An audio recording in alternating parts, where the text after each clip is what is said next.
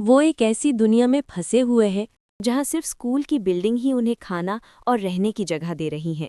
36 students जो सभी graduate हो रहे हैं, उन्हें उस दुनिया को समझने के लिए मजबूर होना पड़ता है जिसे उन्होंने छोड़ा था, और उस अनजान दुनिया को जिसमें वे अब खुद को पाते हैं। एक ऐसी दुनिया जो दूसरों को ऐसी ताकत देती है जिसकी कल्पना भी नहीं की जा सकती, जिसमें यूनिवर्स के नियम नहीं हैं जैसा कि हम जानते हैं। इस कहानी में मौत एक अजनबी है। इतने सारे अनजान, इतने परेशान किरदार और इतने सारे अस्तित्व से जुड़े विषयों से निपटने के साथ ये making sense of Sunny boy है। समाज से कटे हुए स्टूडेंट्स अथॉरिटी की गैर मौजूदगी में एक पावर वैक्यूम में रह जाते हैं। स्टूडेंट्स वही करते हैं जो वे करना चाहते हैं, चाहे वो नुकसानदायक हो या दुनियावी। आज़ादी की ये भावना, भले ही ये सही और न्यायपूर्ण लगे, कोई भी अपनी मर्जी से काम कर सकता है, उसके नुकसान पहले नज़र नहीं आते। कुछ लोग ऐसे होते हैं जिनके पास एक अनऑर्गेनाइज्ड सिस्टम में अथॉरिटी होती है, और वे होते हैं जिनके पास ज़्यादा पावर और ताकत होती है। इस मामले में हम मेटाफोरिकली बात नहीं कर रहे हैं। कुछ स्टूडेंट्स के पास ग्रेविटी को मैनिपुलेट करने, बिजली बुलाने, दिमाग को घुमाने की पावर होती है।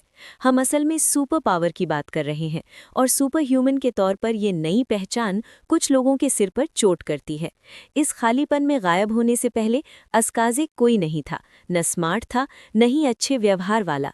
वो ध्यान का केंद्र नहीं था, लेकिन अब वो साफ तौर पर सबसे बड़ी दिक्कतों में से एक था। दूसरों की परवाह न करने के साथ साथ जगह को मैनिपुलेट करने की उसकी ताकत के कारण। छोटे से समाज में बनने वाले पावर इम्बैलेंस को महसूस करते हुए ये साफ है कि न सिर्फ स्कूल बल्कि लोगों की सुरक्षा के लिए भी कुछ नियम बनाने की ज़रूरत है। तो गवर्नेंस की भूमिका कौन निभाएगा सिवाय स्टूडेंट काउंसिल के? कैप, पोनी और होशी इस खालीपन में व्यवस्था लाने का फैसला करते हैं। इस ग्रुप का साफ किंग पिन होशी है, जो एक एक्टर है जो पर्दे के पीछे से कंट्रोल करता है। वो लोगों को आइडियोलॉजी से मैनिपुलेट करता है, उन्हें सिस्टम या पावर की मूर्तियों में विश्वास दिलाता है। ऊपर से ऐसा दिखता है जैसे लोगों की भलाई उसके दिल में है, जबकि असल में सब कुछ पर्सनल फायदे के लिए है। वो कैप को कठपुतली की तरह इस्तेमाल करता है, होशियारी से लड़के को ही एक रूल सिस्टम बनाने के लिए मैसेज भेजने देता है। लोग कैप को इसलिए चुनते हैं क्योंकि वही आइडिया देता है। पोनी, जो असल दुनिया में ओरिजिनल काउंसिल प्रेसिडेंट था, ज्यादातर नज़रअंदाज हो जाता है, होशी के कंट्रोल में एक मोहरा। हालांकि वो कभी इस बात को समझ नहीं पाती। शायद ये उसकी बच्चों जैसी मासूमियत है कि वो किसी ऐसे इंसान पर भरोसा नहीं करती जो उसे बढ़ावा दे रहा है। लेकिन होशी के बारे में सब कुछ असली लगता है। ऑर्डर बनने और कैप के लीडर बनने के बाद वे उन रूल्स को मानने का फैसला करते हैं जो असल दुनिया में लागू होते थे, और जो कोई भी ऐसे नियमों को नज़रअंदाज करता है उसे पेनल्टी मिलती है। बत्सु, चेहरे पर एक काला एक्स टैटू, एक दूसरी दुनिया की काबिलियत जो पहली नज़र में कैप की ताकत लगती है। लेकिन होशी की चालाकी को देखते हुए ऐसा लगता है कि कैप किसी बड़ी ताकत का इस्तेमाल कर रहा है। अथॉरिटी धीरे धीरे ऐसी चीज़ में बदल जाती है जो स्टूडेंट बॉडी की भलाई के लिए नहीं, बल्कि उनके कामों और अपनी मर्जी पर रोक लगाने वाले एक बेकाबू सिस्टम में बदल जाती है। पावर कैप के सिर पर चढ़ जाती है। वो लड़का दूसरों को सज़ा देने की अपनी काबिलियत का मज़ा लेता है, और पब्लिक सर्वेंट से ज़्यादा एक जल्लाद बन जाता है। उसका अगला टारगेट लड़की नोज़ोमी बनती है, जो एक ट्रांसफ़र स्टूडेंट है और जो लागू हो रहे सिस्टम के उलट सोच रखती है। एक ऐसी इंसान जो आज़ादी चाहती है और उस ऑर्डर के खिलाफ बगावत करती है जिसे वो बहुत ज़्यादा मानती है। वो उस तरह की इंसान है जो होशी के कंट्रोल करने की इच्छा के लिए सबसे बड़ी चुनौती बनती है। एक ऐसी इंसान जो आंख बंद करके दूसरों को फॉलो नहीं करती, इंडस्ट्री स्टैंडर्ड के हिसाब से नहीं चलती। जहां अस्काज़ी इस बात पर ऑर्डर को मना कर देता है कि उसे कुछ भी करने की इजाज़त होनी चाहिए जिसमें नुकसान पहुंचाना भी शामिल है, वहीं नोज़ोमी उस ऑर्डर को मना कर देती है जो उनकी निजी आज़ादी पर रोक लगाता है। इस मामले में फ़ोन न रखने और काउंसिल के कहने पर काम करने की आज़ादी। उसकी गलती ये है कि वो उनके जोर ज़बरदस्ती करने से परेशान हो जाती है, फ़ोन तोड़ देती है और स्कूल का एक और नियम मान लेती है। बत्सु, चेहरे पर एक काला एक्स टैटू, बैकग्राउंड में गायब होने, कहानी से बाहर रहने और बस आराम करने की अपनी इच्छाओं के बावजूद नागिरा को नोज़ोमी कहानी के सेंटर में खींच लेती है, जो उसमें कुछ ऐसा देखती है जो वो खुद में भी नहीं देखता। सज़ा भुगत चुके दोनों के बीच फंसा नागिरा कहता है कि इस बात पर परेशान होने का कोई मतलब नहीं है, कि नियम तो नियम है, चाहे आप काउंसिल से सहमत न हो या ना हो। चुपचाप रहना और बस काम पूरा करना ज़्यादा आसान है। लेकिन अस्काज़े ऐसा इंसान नहीं है। हर जगह उसका पीछा करने वाले अपने हक और बेकाबू ईगो के साथ वो समझदारी से नहीं बल्कि ताकत से लापरवाही से काम करता है, ताकि वो दिखा सके कि वो खास है और एक काबिल लीडर है। वो 2 और सुपर पावर्ड स्टूडेंट्स के साथ कैप को उनके लीडर के तौर पर हटाने के लिए कानून पास करता है, लेकिन काउंसिल का सामना करने के लिए वो लापरवाही से अपनी काबिलियत का इस्तेमाल स्कूल को ही बदलने के लिए करता है, बिना सोचे समझे दूसरों को खतरे में डालता है।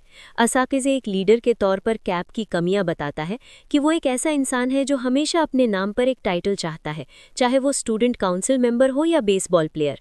उसे अपने लिए बाहर से वैलिडेशन चाहिए। हालांकि असाकिज़े से ये सुनना अजीब है, उसके अभी और भविष्य को देखते हुए। फिर भी जब पेनल्टी सिस्टम किसी स्टूडेंट की ताकत नहीं बल्कि इस यूनिवर्स में बना एक कानून निकला, तो कैप बाहर निकल जाता है, अस्सा को बल्ले से मारता है, ये मानते हुए कि वो देश के लीडर के तौर पर कानून से ऊपर है। ये सबसे बड़ा दोगलापन है। ठीक वैसे है जैसे यूएस प्रेसिडेंट खुद को गुनाहों से माफ कर देता है, लेकिन होशी ही उसे जिम्मेदार ठहराता है और अपने मोहरे पर सजा देता है जिसने गलत काम किया है। बत्सु, उसके सिर के एक तरफ से खून बह रहा है, इसलिए ये हैरानी की बात नहीं है कि अस्सा की गुस्सैल पर्सनैलिटी कैप को और सज़ा देना चाहती है।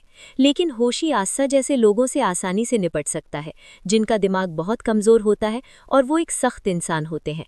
अपने हाथों को आपस में जोड़कर वो दूसरों के साथ अपने नज़ारे शेयर कर सकता है, ऐसी तस्वीरें जो अच्छी भी हो सकती हैं और डरावनी भी। वो अस्सा को घर लौटने का एक बेकार नज़ारा दिखाता है, जो लड़के को डर और सदमे में जमा देता है। ये जो फूलों की एक रैंडम तुलना लग सकती है, वो असल में उससे कहीं ज़्यादा है। ये नागिरा के लिए एक चुनौती है जो उसकी पहचान और काबिलियत को परखती है। सूरजमुखी लंबे और मजबूत होते हैं, लेकिन ऐसा करने के लिए वे अपनी जगह पर जड़ें जमा लेते हैं। वे हमेशा सूरज की ओर मुड़ते हैं, उसकी रोशनी और गाइडेंस पर निर्भर रहते हैं। डैंडेलायन हल्की और बिना बंधे होते हैं, उनके बीज हवा के साथ नई जगहों पर ले जाए जाते हैं, अनिश्चितता को अपनाते हुए। सवाल यह है कि क्या आप ऐसे व्यक्ति हैं जिसे एक निश्चित उद्देश्य की आवश्यकता है, या आप आगे बढ़ सकते हैं ये जाने बिना कि आप कहाँ पहुँचेंगे। नागिरा में हमने जो देखा है, जो सूरजमुखी की स्थिरता चाहता है, लड़का एक डैंडेलायन चुनता है।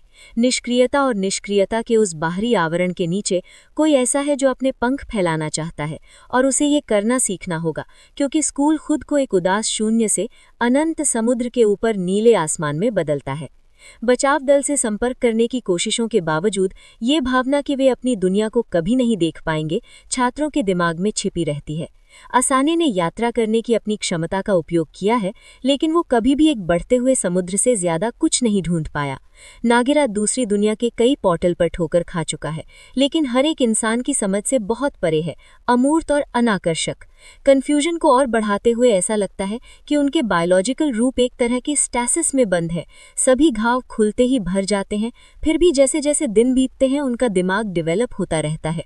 रजनी इस यूनिवर्स की दुनिया को समझने और घर लौटने का रास्ता ढूंढने का उनका बेस्ट दाव है। उनके पास अनलिमिटेड टाइम, खाना और पानी है। ये किसी भी चीज़ से ज़्यादा कमिटमेंट की बात है। फिर भी अगर उन्हें तरक्की करनी है और यहाँ ज़िंदगी बनानी है, तो ये सिर्फ बेसिक इंसानी ज़रूरतों से कहीं ज़्यादा है।